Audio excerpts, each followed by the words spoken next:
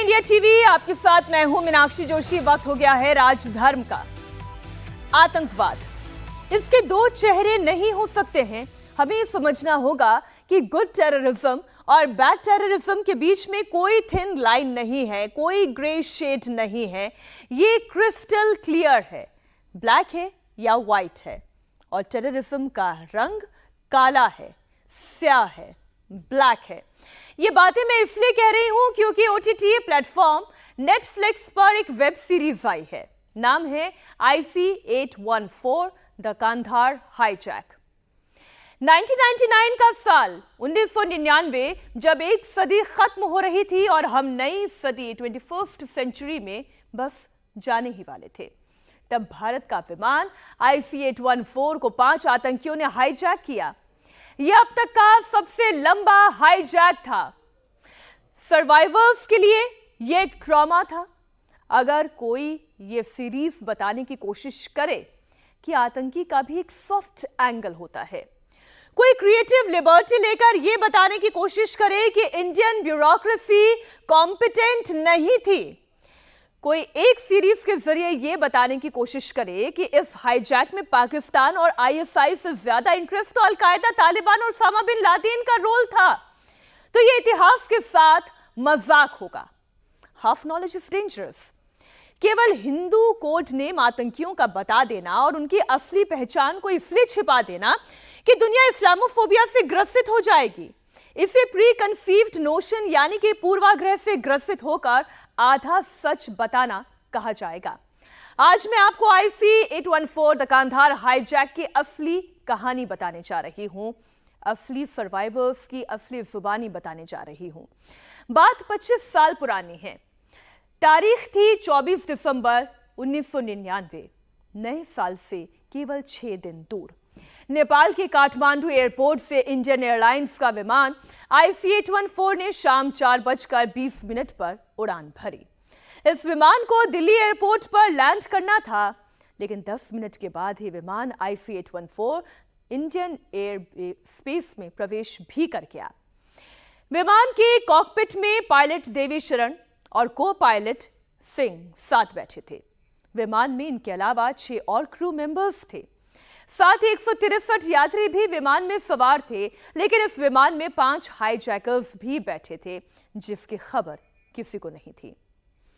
काठमांडू के त्रिभुवन एयरपोर्ट से उड़ान भरने के बाद इंडियन एयरलाइंस की यह फ्लाइट IC-814 पूरी रफ्तार में थी और नई दिल्ली की ओर आगे बढ़ चुकी थी। अभी करीब 15 मिनट का समय ही बीता था। समय उस वक्त रहा होगा शाम 4:35 का, और फ्लाइट के अंदर मुसाफिरों को चाय नाश्ता दिया जा रहा था। IC-814 के चीफ स्टूअर्ड अनिल शर्मा भी कॉकपिट में पायलट को चाय देने के बाद इसी वक्त कॉकपिट से बस बाहर निकले ही थे कि सामने हाईजैकर खड़ा था।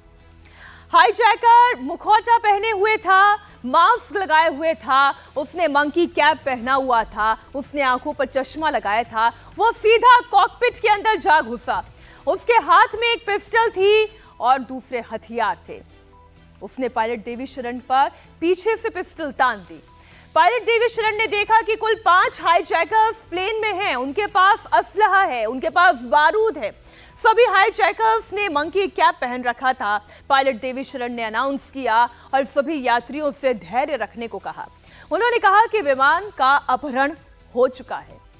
इस बीच आतंकियों ने पायलट से कहा कि विमान को दिल्ली नहीं बल्कि वेस्ट की ओर लेकर चलो, जिस पर पायलट ने पूछा कि वेस्ट में कहां? मुंबई। तो पायलट से कहा गया नहीं, लाहौर की ओर ले चलो। आतंकी विमान IC-814 को पाकिस्तान के लाहौर ले जाना चाहते थे, लेकिन पायलट ने कहा कि इतनी दूर तक विमान नहीं जा सकता क्योंकि इसमें फ्यूल नहीं है। इस सीरीज में भी कुछ ऐसा ही दिखाया गया। इसमें भी पायलट देवी शरण की जगह शरण देव कर दिया गया है। इसमें नाम इस तरीके से चेंज किया गया है, लेकिन उसमें भी पायलट यही कहते हैं कि इतना फ्यूल उनके पास नहीं है। ऐसा करते हुए करीब आधे घंटे का और वक्त निकल चुका था, यानी कि 24 दिसंबर 1999 को शाम 4:55 पर से लेकर शाम 5:25 तक विमान पश्चिम में उड़ रहा था। आतंकी पूछ रहे थे विमान में कितना तेल बचा है। पायलट ने कहा विमान लाहौर तक नहीं जा पाएगा। इसी बीच शाम 5:27 पर पायलट देवी शरण को मौका मिला और उसने इमरजेंसी बटन दबा दिया और एटीसी वाराणसी को बता दिया गया कि विमान का अपहरण हो गया है। एटीसी से सूचना उस वक्त के क्राइसिस मैनेजमेंट के अध्यक्ष को दी गई, यानी कि शाम 5:30 बजे सरकार को विमान के हाईजैक होने की खबर मिल गई थी। शाम 6 बजे क्राइसिस मैनेजमेंट ग्रुप की बैठक बुलाई गई। तब तक विमान अमृतसर के ऊपर तक पहुंच गया था। पायलट ने विमान की स्पीड को कम कर दिया था। पायलट ने अमृतसर एटीसी से विमान की इमरजेंसी लैंडिंग की परमिशन मांगी। विमान को वहां उतारा भी गया और इसमें फ्यूल भरने की मांग भी की गई, लेकिन एटीसी को दिल्ली से ग्रीन सिग्नल नहीं मिला। हाईजैकर ने 5 मिनट की डेडलाइन दी, लेकिन इसी बीच हाईजैकर्स को ऑपरेशन पर शक होने लगा और उसे लगने लगा कि यहां पर उसके खिलाफ ऑपरेशन हो सकता है, जिसकी तैयारी भी की गई थी। इसके बाद गन पॉइंट पर पायलट से विमान को उड़ाने के लिए कहा गया, जिसके बाद बिना एटीसी के आदेश पर ही पायलट के पास कोई चारा नहीं था। विमान को वहां से बिना फ्यूल रिफिल किए हुए ही उड़ान भरनी पड़ी। सवाल अमृतसर को लेकर ही उठता है, यहां पर हाईजैकर्स पर ऑपरेशन क्यों नहीं किया गया?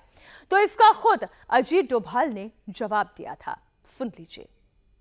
देखिए, पूरी सीक्वेंस में अगर आप देखें तो कई सारे हमको सबक है जो सीखने को मिलते हैं। करीबन 4:35 के ऊपर में यह बात पता लग गई थी कि जहाज हाईजैक हो चुका है। यह भी पता लग गया था कि जहाज का मूवमेंट वेस्टवर्ड है, और हमारे को यह भी पता है कि जब भी वेस्टवर्ड मूवमेंट रहा है तो अमृतसर एक इंपॉर्टेंट एयरपोर्ट रहा है जहां पर कि वो लैंड हो सकता है, जहां पर उसको लैंड किया जा सकता है। इसलिए और वहां से लगभग 8 बजे वो प्लेन गया है, उसने लीव किया है लाहौर के लिए। इसके बीच के 3.5 घंटे के समय के अंदर में हम अपने आप को पोजीशन नहीं कर सके, अपने ट्रूप्स को, अपने प्रिपरेशंस को, अपने इक्विपमेंट को, कि हम अमृतसर में उसके लिए तैयार हो सकें। वो हम नहीं कर पाए। शायद जो एनएसजी का प्लेन था वो भी शायद टाइम पर वहाँ नहीं पहुँच पाया, और उन लोगों ने भी जो वहाँ पर थे और जो लोग वहाँ पहुँचे भी, उनको ये नहीं मालूम था कि ऐसी स्थिति में कार्रवाई कैसे की जाती। रात करीब 8 बज रहे थे जब विमान ने अमृतसर से उड़ान भरी थी। हाईजैकर्स बार बार विमान को पाकिस्तान के लाहौर ले जाना चाहते थे। पाकिस्तान की सरकार और आईएसआई नहीं चाहती थी कि विमान लाहौर एयरपोर्ट पर उतरे, क्योंकि इससे उसकी कलाई खुल जाती। इसलिए एयरपोर्ट को बंद कर दिया गया। लेकिन विमान में फ्यूल नहीं था, जिसके बाद विमान को लाहौर एयरपोर्ट पर ही उतारा गया। यहां पर विमान में फ्यूल भरा गया और उसके 1 मिनट के अंदर ही विमान ने यहां से उड़ान भर ली। अब हाईजैकर्स चाहते थे कि विमान को काबुल ले जाया जाए। हाईजैकर्स ने पायलट को विमान को अफगानिस्तान की राजधानी काबुल ले जाने के लिए कहा, लेकिन पायलट ने इनकार कर दिया। पायलट का कहना था कि रात का वक्त है और अंधेरा है, ऐसे में काबुल में विमान की लैंडिंग नहीं की जा सकती। इसके बाद आतंकियों ने विमान को दुबई ले जाने के लिए कहा और रास्ते में ही रुपिन कात्याल की हत्या हो गई। रात के करीब 1:35 का वक्त हो रहा था, तभी पायलट देवी शरण ने विमान IC-814 को दुबई के मिन्हाट एयरबेस पर उतारा। इस बात की जानकारी भारत सरकार को दी गई। विदेश सचिव ने तुरंत इस बारे में अमेरिका के राजदूत से बात की, क्योंकि ये एयरबेस अमेरिका का था। भारत चाहता था कि वहां पर ऑपरेशन कर अपने यात्रियों को वो छुड़वा ले, लेकिन दुबई प्रशासन से इसकी इजाजत नहीं मिली। यहां हाईजैकर्स ने खाने और दवाइयों की डिमांड रखी। इस दौरान आतंकियों और दुबई प्रशासन के बीच में बातचीत हुई।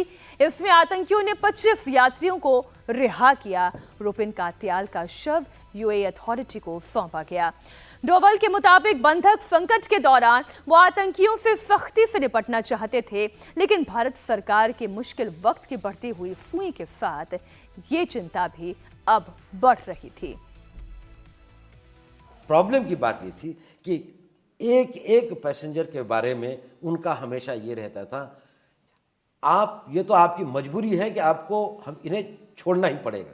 देखिए आपका मीडिया क्या कह रहा है, देखिए आपके कंट्री के अंदर में आग लगी हुई है, देखिए बंबई में क्या हो रहा है, दिल्ली में क्या हो रहा है, प्राइम मिनिस्टर के घर के बाहर क्या हो रहा है, क्योंकि आईएसआई के द्वारा उनको रेगुलरली ये फीडबैक दिए जा रहे थे कि प्रेशर बन रहा है, हिंदुस्तान की सरकार के ऊपर में प्रेशर बन रहा है, जनता प्रेशर डाल रही है, मीडिया प्रेशर डाल रहा है, इसलिए तुम लोग वेट मत करो और तुमको कोई खतरा भी नहीं है। इसलिए किसी भी उनको वो इस नेगोशिएशन को 4 महीने चला सकते थे, और हमारे लिए वो रमज़ान के महीने के अंदर में जबकि रिलीजियस पैशन हाई थे, हर मिनट और हर सेकंड उनकी सेफ्टी के लिए ज़रूरी था, और हम लोगों के बाकी ऑप्शंस भी ज़्यादा नहीं थे, क्योंकि अगर कोई इस तरह का ऑपरेशन जिसे हम कहते हैं कि कोर्सिव ऑपरेशन वो होता, उसके लिए भी तैयारी में थोड़ा समय लगता है, कुछ हमको मदद की ज़रूरत होगी, किस रास्ते से आएंगे, कैसे आएंगे, पाकिस्तान के आना संभव नहीं था, ईरान के थ्रू कुछ होगा, कैसे होगा, ये सब बातें बहुत सारी कॉम्प्लिकेशंस थी, लेकिन उसके बावजूद भी हम उसको ऑप्शन को एक्सरसाइज करते, लेकिन वहाँ पर ये संभावनाएं काफ़ी कम होती चली। 25 दिसंबर 1999 को यानी प्लेन के हाईजैक होने के अगले दिन सुबह प्लेन ने दुबई से अफगानिस्तान के लिए उड़ान भरी और कांधार में लैंडिंग की। जैसे ही विमान कांधार में लैंड हुआ, वैसे ही तालिबान आतंकियों ने प्लेन को घेर लिया। इस दौरान प्लेन में बैठे आतंकियों ने तालिबान को हाथ हिलाकर इशारा भी किया और अब सारी बारी नेगोशिएशन की थी। आतंकियों को यह पता था कि वो अपने सेफ पैसेज पर पहुंच चुका है, जहां पर उसे सुरक्षा मिलने वाली है। दिल्ली से करीब 1150 किलोमीटर की दूरी पर आतंकी संगठन तालिबान के कब्जे वाले अफगानिस्तान के कांधार एयरपोर्ट पर 105 घंटे तक टैंक, तोप और बारूद के बीच अजीत डोवल और आतंकियों के बीच क्या बातचीत हुई थी? हाईजैकर्स को मुसाफिरों को रिहा कराने के लिए कैसे भारत सरकार ने एक क्राइसिस मैनेजमेंट ग्रुप बनाया, जिसे तत्कालीन cabinet secretary Prabhat Kumar head कर रहे थे, लेकिन अजीत डोवल उस ग्रुप में शामिल नहीं थे। डोवल तब आईबी में स्पेशल डायरेक्टर हुआ करते थे, लेकिन डोवल के पास कश्मीर में काउंटर टेररिज्म से लड़ने का तजुर्बा था। वो ये जानते थे कि टेररिस्ट से कैसे लड़ा जाता है, काउंटर टेररिज्म का वो हिस्सा रहे थे, लिहाजा सरकार ने उन्हें खास तौर पर बंधकों को छुड़ाने की जिम्मेदारी सौंप दी। इंसिडेंट था जो हाईजैकिंग का इंसिडेंट था, वो एक फॉरेन टेरिटरी में था, एक ऐसी टेरिटरी में था जिस सरकार के साथ में हमारे कोई राजनीतिक संबंध नहीं थे, और वो एक ऐसे लैंडलॉक्ड कंट्री था जिसमें जाने के लिए अगर हमें कोई हवाई जहाज से भी ले जाना पड़ता हो तो उस कंट्री की इजाज़त चाहिए थी, और जो कि हमें बहुत मुश्किल से मिल रही थी। जबकि हम नेगोशिएशन के लिए भी गए तो हमारे जहाज़ को जाने की पाकिस्तान ने इजाज़त नहीं थी। वहाँ पर हमारा ऑब्जेक्ट अपने पैसेंजर्स को केवल खाली कराना नहीं था, लड़ना केवल उन हाईजैकर्स के साथ नहीं था जो उसके अंदर है, उससे बड़ी जो उनका टोटल सपोर्ट तालिबान की जो वहाँ पर सरकार थी, उनके टैंक्स, उनके मुजाहिद, उनके वॉलंटियर्स, जिन्होंने पूरा का पूरा कंधार एयरपोर्ट ढका हुआ था, वहाँ पर एंटी एयरक्राफ्ट गन्स और उनके टैंक्स वगैरह चारों तरफ से वो थे। अगर हमें उन तक पहुँचना था और अपने पैसेंजर्स को निकालना था तो पहले इनसे लड़ना पड़ेगा, और अगर इनसे लड़ना पड़ेगा तो ये उतने ही नहीं होते, ये पूरे देश के ऊपर एक तरह का आक्रमण होता। उस आक्रमण में विजय पाने के बाद ही उस हवाई जहाज को रेस्क्यू किया जा सकता था। लेकिन उस केस में सबसे पहला, अगर इस तरह का एंगेजमेंट, थ्योरेटिकल मैं बात कह रहा हूँ, इस तरह का अगर कोई एंगेजमेंट शुरू होता तो सबसे पहले कैजुअल्टी वो जहाज होता, तो पैसेंजर तो सारे ही जाते। हाईजैकर्स और भारत सरकार के बीच बातचीत होने लगी। आतंकियों ने भारत सरकार के सामने 2 शर्तें रखी थी। पहली शर्त यह थी कि मौलाना मसूद अजहर के अलावा जेल में बंद 35 आतंकियों को भारत सरकार छोड़ दे, और साथ में $20 करोड़ की फिरौती भी मांगी गई। आईएसआई के जरिए सारी जानकारी हाईजैकर्स तक पहुंच रही थी। डोवल बताते हैं कि कांधार में चल रही नेगोशिएशन के दौरान आतंकी इस बात का बखूबी फायदा उठा रहे थे। वो ये समझ चुके थे कि भारत अपने नागरिकों की जान को जोखिम में डालने का खतरा मोल नहीं लेगा। जहां तक पैसे की डिमांड थी उसके लिए हमने थोड़ा सा आर्गू किया, लेकिन मेनली वो डिमांड उन लोगों ने ड्रॉप कर दी मुल्ला उमर के कहने पर, क्योंकि उसने ये कहा कि अन इस्लामिक है और इसलिए हम ये अन इस्लामिक काम आप मत करें। 2 डिमांड थी, एक सज्जाद अफगानी की डेड बॉडी को एक्सह्यूम करने की और एक $200 मिलियन की। ये डिमांड उन्होंने तकरीबन नेगोशिएशन होने के, मैं आपको बताऊं, नेगोशिएशन का करीबन 1.5-2 दिन तक कोई डिमांड नहीं थी। ये डिमांड ही काफ़ी दिनों की देर के बाद आई, और काफ़ी देर तक तो नेगोशिएशन इसी बात पर चली कि आप अपनी डिमांड तो दीजिए। उन्होंने शुरू किया था कश्मीर से ट्रुप्स को हटाने का, पॉलिटिकल डिमांड के तौर पे थी कि आपने हमारा मुल्क ले रखा है, ये कर रखा है, जो भी बातें होती हैं इस्लाम के नाम के, उसके नाम के वगैरह के ऊपर में। लेकिन जब उनको लाते लाते लग के भाई स्पेसिफिक्स पर आओ, क्या करना है, कैसे करना है, तो जो डिमांड आई थी उसके अंदर में 3 डिमांड थी: 36 आदमियों की रिलीज़ की लिस्ट, सज्जाद अफगानी की डेड बॉडी का एक्सुमेशन और $200 मिलियन। ये 2 डिमांड्स कुछ समय के बाद में उन लोगों ने मान ली और उन्होंने ये कहा, हमने भी उनसे कहा कि ये इस्लामिक है, नॉन इस्लामिक है, इसमें क्या सब है, कौन कौन सी हदीस के खिलाफ है, कौन कौन से इसमें इस्लामिक लॉज हैं जो कि इसको वो करते हैं और हम नहीं कर सकते और हमको नहीं करना चाहिए, तो वो कर मान गए। क्राइसिस मैनेजमेंट ग्रुप का हिस्सा रहे अजीत डोवल ये समझ चुके थे कि तालिबान की जमीन पर हाईजैकर्स की शर्तों को पूरी तरह से खारिज करते हुए बंधकों की रिहाई मुश्किल है। ऐसे में बीच का रास्ता खोजा जाने लगा। बंधकों की रिहाई के लिए अजीत डोवल के दिमाग में जो ऑपरेशन मौजूद थे वो शीशे की तरह साफ थे, यानी हिंदुस्तान को पता था कि अब आगे क्या करना है।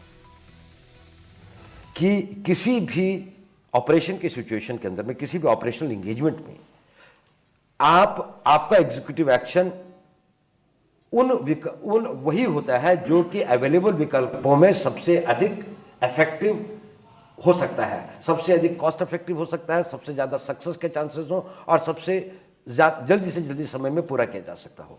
यहाँ पर अफगानिस्तान को तालिबान के रूल से हटाना संभव नहीं था और तालिबान को उनसे डिसएंगेज करना संभव नहीं था, और आहिस्ता तालिबान और हाईजैकर ये तीनों इंटिटीज एक इंटिटी थी। हम इनके साथ में ज्वाइंटली लड़ रहे थे। वहाँ पर हम उस दौरान में एक कोई ऐसी स्ट्रैटेजी के बारे में सोच सकें जिसमें कि तालिबान इनको सपोर्ट न करे, क्योंकि अजहर मसूद का, और जब वो होस्ट कैंप में था और वहीं ट्रेनिंग भी देता था और इनको रिलीजियस प्रीचिंग भी देता था, तब से लेकर ओसामा बिन लादेन और बाकी सब लोगों के साथ में बड़े घनिष्ठ संबंध रहे हैं। इस ग्रुप के, इस तंजीम के उनके साथ में बहुत घनिष्ठ संबंध रहे हैं। हमारे पास में 2 ऑप्शन थे, या तो हम उनके बारे में भूल जाएं और अपने जहाज के बारे में भूल जाएं और अपने पैसेंजर्स के बारे में भूल जाएं, अपने कंट्री के अंदर में जो पब्लिक ओपिनियन का ग्राउंड सेल था उसके बारे में भूल जाएं, जो मीडिया कह रहा था, जो पॉलिटिकल लीडरशिप के ऊपर कंपल्शन था उसके बारे में भूल जाएं, नेगोशिएट नहीं करें। और क्योंकि वहाँ पर हम उसको हाईजैक को वैकेट नहीं कर सकते, तो हम उसके बारे में एक इसको सोच लें कि ये एक नेशन एक प्रिंसिपल पोजीशन लेगा, चाहे नुकसान कुछ भी हो। दूसरा ये था कि नहीं, हम इस चीज़ को मिनिमाइज करें और नेशन के सामने जितना भी हो सकता है, चाहे उसमें डिस्क्रेडिट भी हो, कि हम अपने लॉसेस को मिनिमाइज करें। अगर हम गेन्स को मैक्सिमाइज नहीं कर सकते, उस सिचुएशन में हमारी ये ज़रूर कोशिश थी और पहली कोशिश यही थी और हमें 2% 4% उम्मीद थी। हमने आपको उस दिन उस हाईजैक को लेकर जितनी टेंशन, जितना तनाव ब्यूरोक्रेसी में चल रहा था, आईबी में चल रहा था, रॉ में चल रहा था, जिस तरीके से काउंटर टेररिज्म ग्रुप ये पूरा काम कर रहा था, अजीत डोवल ने पूरा घटनाक्रम आपको बताया। लेकिन इस वक्त उस फ्लाइट के अंदर क्या चल रहा था, IC 814 के अंदर सिचुएशन क्या थी, उस कॉकपिट में क्या हो रहा था, वो तनाव क्या था। Survivor cabin crew chief IC 814 Anil Sharma इस वक्त हमारे साथ जुड़ चुके हैं। अनिल जी, बहुत स्वागत है आपका इंडिया टीवी पर।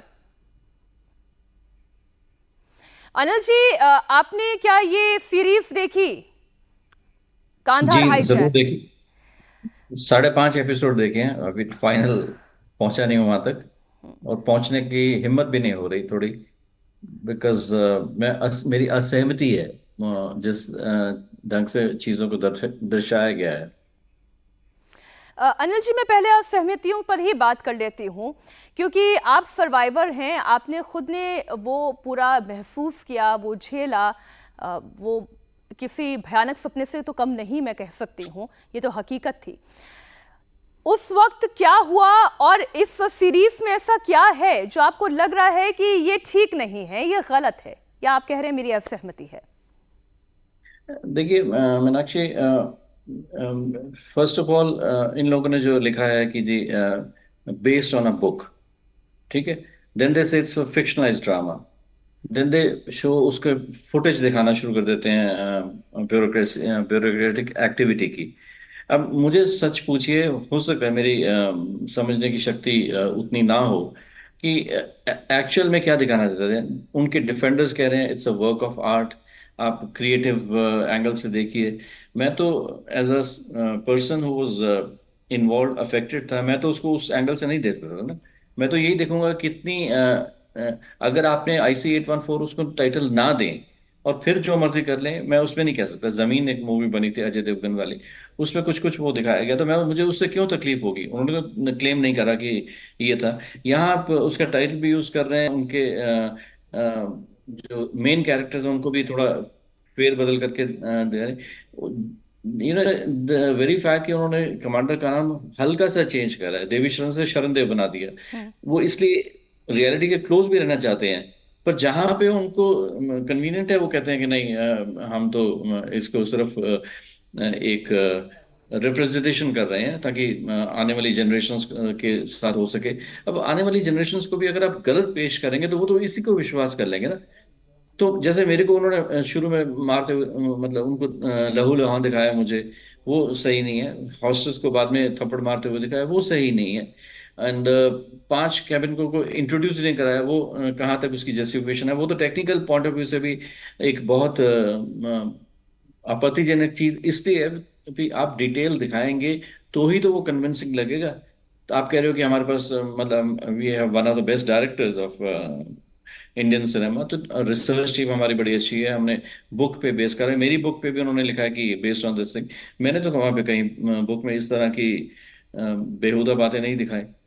तो इसलिए मेरी असहमति है। सेकेंडली, आप अभी डोवल साहब का देख रहे थे, आपको लगता है कि मतलब उसमें कुछ भी सिमिलैरिटी है जो नहीं असल डोवल साहब थे? अनिल जी, जो आप बात कह रहे हैं, अब भाई दर्शक भी मुझे माफ करें, लेकिन मैंने कोशिश की मैं भी ये OTT सीरीज देखूं और फिर महसूस करने की कोशिश करूं उस वक्त क्या हो रहा था। लेकिन जब मैं उसे रियलिटी के साथ कंपेयर करती हूं तो ऐसा लग रहा था कि जैसे जितने अधिकारी हैं वो बैठ के चाय पकौड़ा कर रहे हैं, rather than getting into a serious discussion. ठीक कह रहे हैं। एंड आप भी जानते हैं, आपके तो कांटेक्ट इन लोगों से दिन रात होता है, समय समय पर होता है, बिकॉज इंडिया में न्यूज़ हर तरह की बनती है। आपको भी जानते हैं कि देखो, इट्स कुछ भी चीज़ इजी नहीं है। आपका ये शो बनाना इजी नहीं है, आपको एक क्रिकेट टीम बनाना आसान नहीं होता। एक इतनी बड़ी कंट्री को रन करना, और वो 24-25 साल के पहले की बात कर रहे हैं जब टेक्नोलॉजी इतनी एडवांस नहीं थी। उसका था। कल एक प्रोग्राम में मिस्टर दुलात साफ कह रहे थे, और जबकि क्षमा चाहता हूँ ये बोलने का कि दुलात साहब तो राहुल गांधी के नजदीक माने जाते हैं, पर उन्होंने भी उससे डिसएग्री करा। और जब एंकर ने पूछा कि आपको मैसेजेस आ रहे थे, उन्होंने ही सर आपको आ रहे होंगे, हमें तो नहीं आ रहे थे। फिर वो जो काठमांडू में खाया, उन्होंने कहा ऐसा कुछ नहीं हुआ था। तो मुझे नहीं समझा था कि इन लोगों की जरा भी इच्छा नहीं नहीं, लगती अच्छा, थी कि एक मुझे बताइए अनिल जी, ये एक पोर्ट्रेयल इस सीरीज में दिखाने की कोशिश हुई कि जो टेररिस्ट हैं उनका भी एक सॉफ्ट साइड है। अचानक से किसी एयर होस्टेस के परिवार वालों को लेकर भी उनको बहुत नर्म दिली दिखाई दे रही है, पानी ऑफर कर रहे हैं। ये किस तरीके का अंदर माहौल था, थोड़ा सा मुझे ये बताइए। देखिए, एक और पैसेंजर कल किसी जगह इंटरव्यू दे रहे थे, वो कहते हैं कि ब्लैक एंड वाइट करना बहुत आसान है अगर आप अंदर नहीं थे तो हमारे लिए, because we got, he is right. I don't disagree with him कि टोटली वो आपको पोर्ट्रे कर देना कि वो वैशी दरिंदे थे, जैसे फिल्म में दिखाया जाता वायलेंट। बट आप पहले दिन से उसको उस पर गौर फरमाइए। उन्होंने एक आदमी को की जान ली थी, दूसरे को बुरी तरह जख्मी कर दिया था। उन्होंने लोगों के ऊपर से के साथ बदसलूकी करी थी, उनको मारा था, सब कुछ करा था।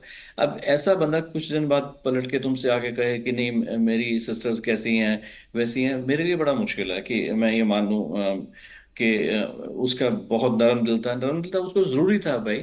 आप इस एंगल से, साइकोलॉजिकल एंगल से देखिए कि मैं अगर किसी के ऊपर दबाव डालता हूँ, मैं उससे ज्यादा बहादुर हूँ, उससे ज्यादा तो वो मेरे साथ कोई दुर्बल इंसान बैठा है, वो कुछ हद तक ही मेरी बदसलूकी या मेरी जुर्म सहन करेगा ना। हम्म। उसके बाद वो रिबेल कर देगा। तो उनको ये भी कंट्रोल करना था, इसलिए वो आके वो थोड़ा एंगल करते थे। मैंने उसमें अपनी बुक में भी लिखा है कि this was their strategy to alternate between horror and humour. Hmm. वो सारे दिन मजाक करते तो we would not have taken them seriously. लेकिन अगर इतना सब करने के बाद अब उन्होंने 2 बार वार्निंग्स दी है, 30th, as late as 30th, अब 24 और 30 के दौरान तो उन्होंने बहुत सारी इंसानियत दिखाई होगी जिस पे लोग फिदा हो रहे हैं या उसका बहुत नॉस्टैल्जिकली याद कर रहे हैं। पर मुझे ये बताइए कि उन्होंने 30 मॉर्निंग को कहा कि हम मारना शुरू करेंगे, एक को मारेंगे, सबको मारेंगे। दो, one person collapsed, another person went to a nervous breakdown. फिर आप किस ईमानदारी से कह सकते हैं कि वो बहुत नरम दिल थे या ये थे? वो अपना मिशन करने आए थे। You can get friendly with such people. वो ठीक है, मौके पे आप उसको, वो पोलाइट थे, हम पोलाइट थे। अच्छा, मेरे को वो शर्मा साहब। एक और बात अनिल जी, आप जैसे बता रहे हैं कि अच्छा, अब उस फ्लाइट के अंदर अब ये जो कंट्रोवर्सी चल रही है कि नाम भोला और शंकर क्यों बताए गए, तो उनके एक्चुअल कोड नेम्स क्या थे, और क्या कोड नेम्स के साथ साथ उनके जो असल नाम है, जो the then government of India जिन्होंने वो नाम बताए भी, क्या उन्हें सीरीज में छुपा ले जाना, क्या आपको लगता है कि इसके पीछे कोई एक मानसिकता है? नसीरुद्दीन जी बोल रहे हैं कि वो कहते हैं इस्लामोफोबिया का एक डर है, देश में कहीं ऐसा माहौल ना हो जाए। मैं इन दोनों चीजों को एक्चुअली कनेक्ट करके आपसे पूछना चाह रही हूँ। पहले तो मुझे एक्चुअल नाम बताएं कि अंदर क्या इन्हीं कोड नेम से बात चल रही थी, ये जो बर्गर, बिल्कुल चीफ और जी। मीनाक्षी जी, बिल्कुल सही कहा आपने। उनके नाम, इसी यही नाम यूज हो रहे थे। पर ये एक फैक्ट है जो जिसको किसी ने डिनाई नहीं किया। आप ऑफिशियल रिकॉर्ड्स में जैसे आपने बयान किया, ये है, सबको पता था। अब वो 24 साल पहले वो हिंदू नाम उन लोगों ने क्यों चूज करे, ये कहना मुश्किल है। हो सकता है उनका उस वक्त भी ऐसे रहा हो, बिकॉज जैसे कसब के केस में था, वो हिंदू सिंबल्स यूज कर रहे थे। हम्म। तो हो सकता है उनकी पुरानी चालें रही हों। मैं उसको कंफर्म या डिनाई नहीं कर सकता। लेकिन इसके बाद सीरीज में ये ना कहे जाना, आपने, अगर मैं आपका वर्ड यूज करूं, कोई मानसिकता रही है। मेरा वर्ड मिस्चिफ है कि डिलिबरेटली उसको कंट्रोवर्शियल करने के लिए ये लोग तो पास मास्टर्स हैं कि कैसे कंट्रोवर्सी क्रिएट करनी है, कैसे ज्यादा लोग देखें, ये करें। मैं खैर उसका उनका I don't think this is success.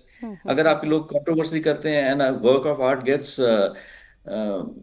डिस्पाइज्ड by people, तो वो कोई विक्ट्री नहीं होती आपकी, वो आपका एक तरह से फेलियर है। तो पर ये लोग एज ए सर कि देर आफ्टर मनी, तो उन लोगों ने वो जानबूझ के वो करा। अभी नो, मैंने भी नसीर साहब की वो पढ़ी है ना, बहुत इज्जत करता हूँ मैं उनकी as an artist. He is done some wonderful roles. लेकिन ये कहना कि इस्लामोफोबिया या वो, इज नथिंग लाइक दैट। हम लोग अच्छे जो भी होते हैं, अच्छे हिंदुओं से भी अच्छा ही बर्ताव करेंगे। गलत हिंदू होगी तो गलत से करेंगे, अच्छे मुसलमान होगी तो अच्छे उनके साथ दोस्ती का वो निभाएंगे। और कोई हम उनके ऊपर कोई एहसान नहीं कर रहे। We are just being good to good people and bad to bad people, और thinking bad about bad people. It's as अच्छा, सिंपल मैं एज एक दैट। और जो पर्सनल अकाउंट पढ़ रही थी, एक और सर्वाइवर का, वो ये बता रहे हैं कि बकायदा इस्लाम में कन्वर्ट करने के लिए अंदर प्रीचिंग्स शुरू हो गई थी, और एक दफ़ा नहीं, 2 बार ये कोशिश की गई कि भाई आप जो है अपना धर्म परिवर्तन कर लें। क्या इस तरीके की घटना घटी थी अंदर? धर्म परिवर्तन करने को नहीं उसने बोला था। उसने ये कहा था, 2 बार हुई थी, फैक्ट है। और सारा सब लोग, क्योंकि हम मौत और जिंदगी के बीच में झूल रहे थे, तो बड़े ध्यान से सुन रहे थे। आई वुड से प्रिटेंड भी कर रहे थे कि बहुत मैटर है। अब कितना समझ आया तो किसी को मैं कह नहीं सकता। पर उसने ये कहा था कि आप भी पढ़िए, मेरा आपसे वो है कि आप भी पढ़िए।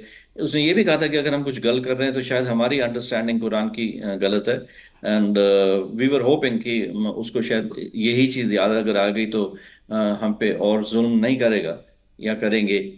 पर ये नहीं मैं कंफर्म कर सकता कि उन्होंने धर्म परिवर्तन की बात करी थी। दे डिड 2 बार उसका बोलना, ये करना, और पूरा वो कन्वर्ट करने का। देन ये कि हमारे कश्मीरी भाई वहाँ पे हैं, हमारी लाशें वहाँ भाइयों की लाशें वहाँ पड़ी हैं। वो इस तरह का जो एटमॉस्फेयर क्रिएट कर रहे थे, ये फैक्ट है। अ, अनिल जी, देखिए, बहुत अजीब लगता है कि मैं वो ख़तरनाक पल में एक बार फिर से मैं आपको बोलूं कि आप अपनी ज़रा मेमोरी रिकलेक्ट करिए, उस दिन क्या हुआ था, एक बार फिर से ये आप याद करने की कोशिश करें। लेकिन क्योंकि अब ये वेब सीरीज आई है और इसको लेकर बहुत सारे डिसकंटेनमेंट्स हैं, अलग अलग, चाहे आर्टिकल हों, चाहे आप भी हैं, आप कह रहे हैं कि कुछ मामलों में आपकी बिल्कुल भी सहमति नहीं है। एग्जैक्टली जिस दिन हाईजैक हुआ उस दिन से थोड़ा घटना को सिलसिलेवार समझाने की कोशिश करें हमारे दर्शकों को भी कि वो हाईजैकर्स प्लेन के अंदर मौजूद थे किसी आम नागरिक की तरह ही, आम पैसेंजर की तरह ही। अचानक से ये चेंज कैसे हुआ, वो खतरनाक पल कैसे शुरू हुए? देखिए, इसके पीछे उनकी बहुत बड़ी रिहर्सल थी। ये तमाम क्रू मेंबर्स को मालूम है, कॉकपिट क्रू मेंबर्स को भी मालूम है कि बिकॉज उनको कुछ कुछ बेसिक चीज़ें मालूम थी। जैसे एक बार उन्होंने सोचा कि ये एयरक्राफ्ट को क्रैश कर देंगे सी में, तो उन्होंने लाइफ जैकेट्स वगैरह निकाल ली थी। ये एक उदाहरण है कि वो था उनको कुछ नॉलेज थी सिस्टम्स की। मेरे से भी उसने एक दो बार पूछा कि डोर खोलते हैं तो कैसे करते हैं, पर वो मेरे को ज़्यादा देख रहे थे, डोर को नहीं देख रहे थे, ये जानने के लिए कि मैं सच बोल रहा हूँ कि नहीं बोल रहा हूँ। एंड उसके अलावा उन्होंने ये जो ह्यूमन साइकोलॉजी पे भी उनके काफ़ी अंडरस्टैंडिंग थी। दैट्स व्हाई आई सेड कि alternating between horror and humour. पहले दिन से जब उन्होंने शुरू करा तो मेरे को बुला के उन्होंने पूछा भाई एयर गार्ड्स कौन है। तो मेरे को लगा कि वो कोई इंस्ट्रूमेंट की बात कर रहे हैं। मैंने कहा क्या चीज़? कहते हैं जो सिक्योरिटी वाले होते हैं। मैंने कहा वो हमारे यहाँ नहीं होते। कहता अगर हुए तो आपको मुश्किल हो जाएगी। मैंने कहा नहीं, मैं बच्चों की कसम खाता हूँ। उन्होंने कहा नहीं नहीं, ऐसी कोई ज़रूरत नहीं है। उससे चीफ से बात हो रही थी। उसके बाद से उन्होंने धीरे धीरे हमारे माइंड में सेटल होना शुरू हुआ। जब लाइक जब मैंने और मेरे जूनियर कोलीग ने सतीश ने उसकी बॉडी को, रिपन जी की बॉडी को बाहर रखा, सतनाम सिंह को इंजर्ड देखा, जे क्लास में खून खून बह वो था, तो तब एक दहशत अंदर सिस्टम में आनी शुरू हो गई कि ये लोग काफ़ी दरिंदगी कर सकते हैं अगर इनका ऐसा वक्त आया तो। फिर धीरे धीरे करके ऐसा सर कि मंडे को जब रिलीफ फ्लाइट है तो इनको आपस में इन्होंने हैंडशेक करे, सेलिब्रेट करा कि इनको लग रहा था कि आधी बात तो हल हो गई है, आधा मसला। फिर थोड़ा सा वो करते रहे। फिर 30th को जब इन्होंने उनकी वो टॉक्स फेल हुई, तो जैसे मैंने पहले भी बयान किया कि दे सर कि हम एक को शूट करेंगे, सबको शूट करेंगे। तो इस तरह धीरे धीरे करके हमारे सिंक हुई थी। और एक टाइम ऐसा आया था कि एटलीस्ट मैं बिलीव कर रहा था कि I will not go back alive. फिर तुम एक रिजाइन कर देते हो, तुम सोचते हो कि ठीक है जो भगवान को मंजूर है, either I will reach home alive और in a coffin, something like that. But helpless थे हम लोग totally. We were also hopeful that government would do something and it did. That's why I'm sitting here and talking to you. So how can you make the bureaucrats occupying key positions today? मैं उनको कहता हूँ कि नहीं उन्होंने कुछ नहीं किया। बहुत बहुत बड़ा झूठ होगा मेरी तरफ से, और बहुत नाइंसाफी होगी उन लोगों के लिए और जिन्होंने दिन रात, जैसे आपने कहा कि पकौड़े खा रहे थे, इस तरह का नहीं होता। उन्होंने खाने पीने के लिए उनको चाय वगैरह तो होती है, पर उसको एग्जैजरेट करके बताना, it's very very grossly unfair. Anil ji, बहुत शुक्रिया इंडिया टीवी को समय देने के लिए और सच्चाई एक बार फिर से सामने रखने के लिए, जो आप अलग अलग मौक़ों पर हमेशा से सामने रखते आए हैं। अनिल जी हमारे साथ मौजूद थे, जो कि खुद सर्वाइवर हैं। IC 814 का हॉरर उन्होंने खुद ने जिया है। बहुत शुक्रिया अनिल जी आपका। 24 दिसंबर 1999 को काठमांडू से जब फ्लाइट नंबर IC 814 ने उड़ान भरी, तब उस दिन केबिन क्रू के चीफ अनिल शर्मा ही थे। उन्होंने इसके बारे में आपको बताया। हमने भी आपको कंधार हाईजैकिंग की पूरी कहानी, पूरी घटना आपको बताई। अब आपको उस वेब सीरीज के बारे में बताती हूँ जिसे लेकर अभी अनिल जी भी कह रहे थे कि उन्हें डिसकंटेनमेंट है, उन्हें असहमति है। दरअसल फिल्म मेकर अनुभव सिन्हा ने IC 814 हाईजैक पर एक वेब सीरीज बनाई और शो का नाम द कंधार हाईजैक और IC 814 एग्जैक्टली वही रखा। ये वेब सीरीज पत्रकार श्रींजॉय चौधरी और IC 814 के कैप्टन देवी शरण के खिताब flight interfere the captain story पर बेस्ड है। वेब सीरीज में विजय वर्मा, पंकज कपूर, नसीरुद्दीन शाह, दिया मिर्जा लीड कैरेक्टर्स में हैं। लेकिन जब यह वेब सीरीज नेटफ्लिक्स पर स्ट्रीम हुई तो हंगामा मच गया। मेकर्स पर सच्चाई छिपाने का आरोप लगने लगा। बॉयकॉट नेटफ्लिक्स और बॉयकॉट बॉलीवुड का हैशटैग चलने लगा। आरोप लगा कि आतंकवादियों की पहचान छिपाकर उनके अपराधों को व्हाइट वॉश करने की कोशिश की गई। दावा तो आतंकी घटना की सच्चाई दिखाने का किया गया, लेकिन आरोप यह है कि सच्चाई से ही छेड़छाड़ हो रही है। आतंकवादियों को ऐसे दिखाया गया, ऐसा पोर्ट्रेयल था कि जैसे वो नेक दिल के हैं, यात्रियों के साथ अंताक्षरी खेलते हैं। कैप्टन उन्हें प्लेन में स्मोकिंग करने से रोकता है तो वो उसके बाद चुपचाप मान लेते हैं। जिस बात को लेकर लोगों में सबसे ज्यादा नाराजगी है वो है वेब सीरीज में आतंकियों के नाम। मेकर्स पर आरोप लगा कि वेब सीरीज के जरिए पाकिस्तानी आतंकियों की पहचान, उनके नाम, उनके धर्म को छिपाने की कोशिश की गई। IC-814 शो में हाईजैकर पूरी घटना के दौरान अपने रियल नामों की बजाय हिंदू नाम का इस्तेमाल करते हुए नजर आ रहे हैं। हालांकि सच्चाई ये है कि वो पूरे हाईजैकिंग के दौरान कोड नेम का ही इस्तेमाल कर रहे थे, लेकिन उनके असल नामों को फिल्म मेकर को बताना चाहिए था, जो कि नहीं बताया गया। शो में हिंदू नामों पर कुछ ज्यादा ही जोर दिया गया और एक एजेंडे के तहत सालों के बाद लोगों के मन में ये बात डालने की कोशिश हो रही है कि इस घटना के पीछे हिंदू शामिल थे। लेकिन मेकर्स यही सफाई दे रहे हैं कि रियल में जो हुआ उसे ही रील में दिखाया गया है। कौन आप लगा रहे हैं आरोप? अनुभव ये सही सवाल आपका है। आपने सीरीज देखी है? आपने सीरीज देखी है? सीरीज देखी है? सीरीज देखी है? सीरीज देखी है? सीरीज देखी है? मैं बात नहीं कर सकता आपसे, आपने सीरीज ही नहीं देखी है। वेब सीरीज में आतंकियों के कोड नेम का इस्तेमाल हुआ है। इसमें दो नाम, भोला और शंकर, हिंदू भगवान के नाम हैं।